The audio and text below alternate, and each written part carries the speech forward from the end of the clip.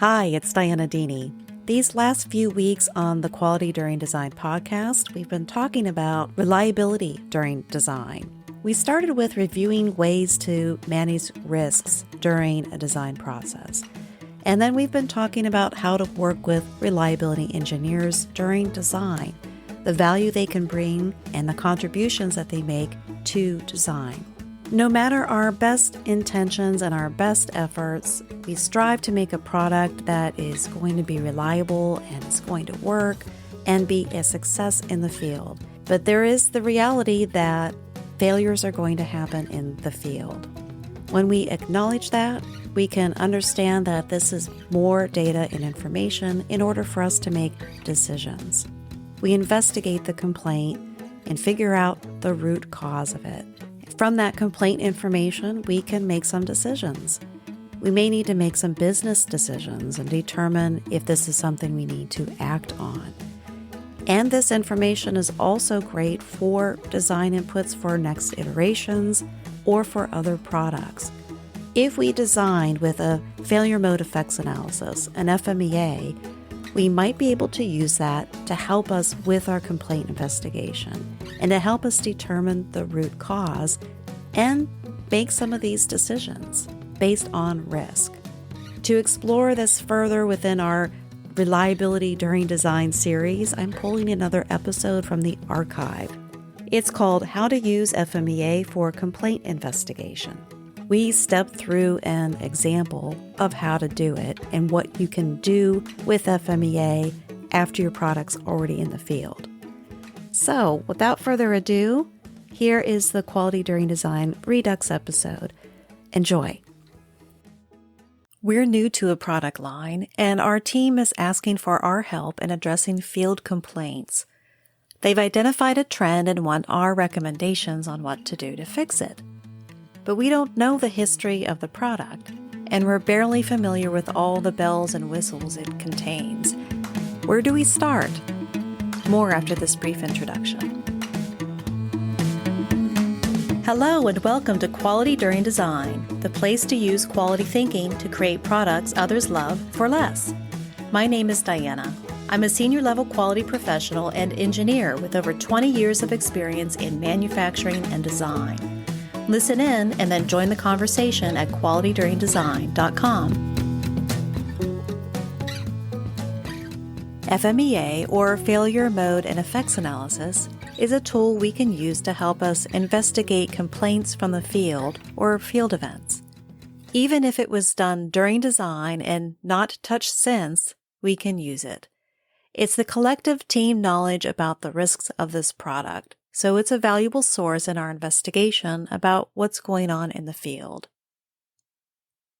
We've got a problem. We might have several problems. The first thing that we do is we consider, do we have data about the problem, or do we have complaint data about a symptom? Is our complaint team giving us trends of data that are really symptoms? Symptoms are signals that something's wrong. It's what we notice is wrong. Having an ache in our shoulder is a symptom. The problem may be any one of several things, that we've damaged the rotator cuff, or we're developing arthritis in the joint, or maybe we just pulled a muscle. The staff that is investigating complaints and trends may be trending based on symptoms, in which case we may have several different problems that are contributing to one symptom. If this is the case, then we can get a start on our investigation by using the FMEA that's on file for the product. We'll want to check the FMEA for the symptom that's happening.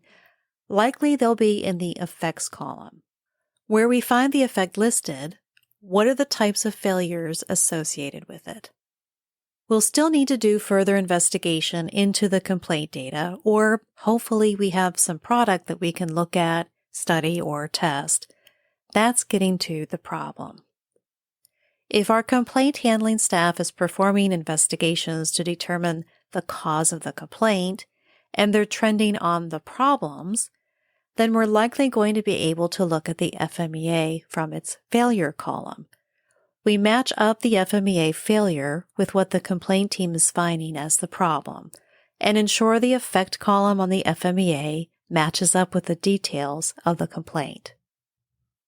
From the effects and failures, we can then start looking at the causes. We're casting a net with the causes, but then we're going to use the FMEA more to whittle down the likely culprit.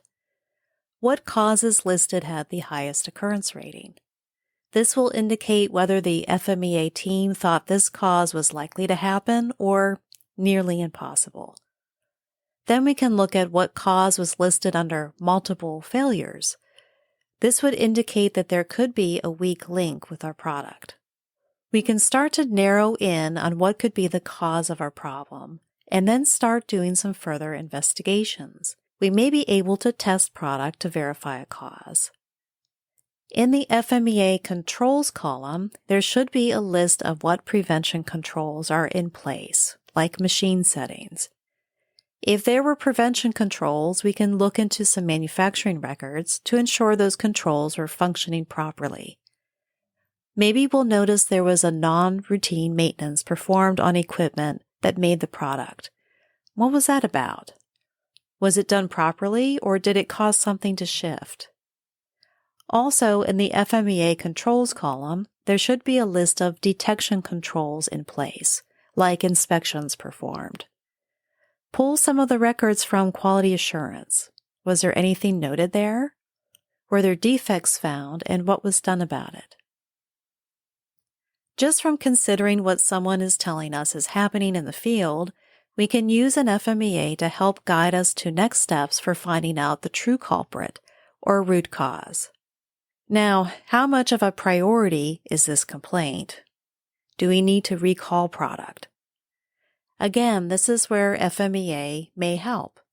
This analysis was done during a time when there were cool heads. People were rational and realistic when the FMEA was done, we can assume.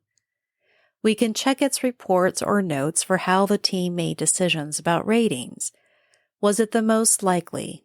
What was the most severe? And so on. So how bad is this complaint? Look up the ratings and how it was ranked in the FMEA. Does it still make sense? After the complaint is resolved, ensure you go back to the FMEA and make updates. After all, you've now made discoveries about the product. Your discovery might be that the information in the FMEA is still accurate and doesn't need to be changed. Or you might discover that a failure cause combination is happening more often, or your team decided that the controls that we had in place, like machine settings or inspections, weren't good enough, and you decided to add another control. Then you can add that control to the FMEA. Now, when the next new engineer is assigned to that product line, they'll have the FMEA to get started, just like you did. What's today's insight to action? We talked today about how to use an FMEA to help us investigate a field failure of our product. Having talked through this, my wish is that we see how we can also use it during development. I've seen a lot of posts on social networks about how the risk index is just outdated. That's the green, yellow, red matrix of severity and occurrence. Really, it's just one small way of evaluating FMEA data, and not even a necessary one. Your team may choose not to use it at all.